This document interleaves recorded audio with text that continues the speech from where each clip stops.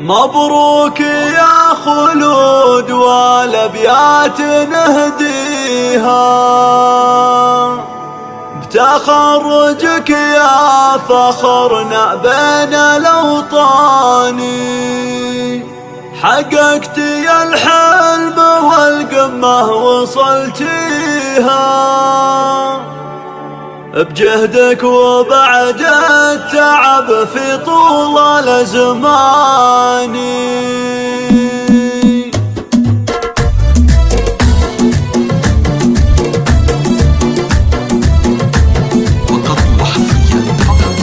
مبروك يا خلود والابيات نهديها بتخرجك يا فخرنا بين الاوطان.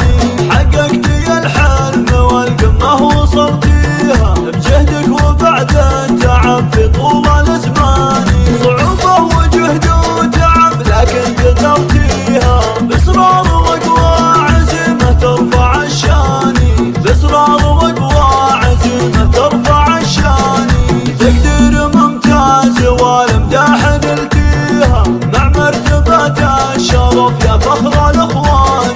من جامعة لندن اللي حصلتيها الماستر حل لك غالية ثماني. عسى الله انك باصرارك اخذتيها إدارة اعمال لك يا فخر الاوطان. إدارة اعمال لك يا فخر الاوطان.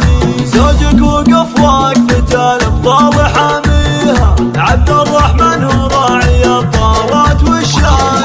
وقفة بطل والمصاعب لك يعديها ويقول انا معك لو وقتي تحداني. وابوك جعله بجنة ساكن فيها يشجعك للعز وداع رب الاكوان. يشجعك للعز وداع رب الاكوان.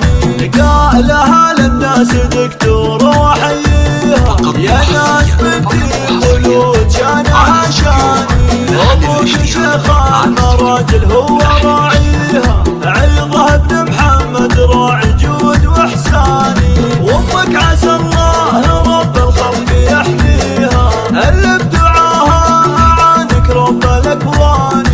اللي بدعاها اعانك رب الاكوان. يا ام حسين اللي نفتخر فيها الشيخة عايشة من دربنا للحياة.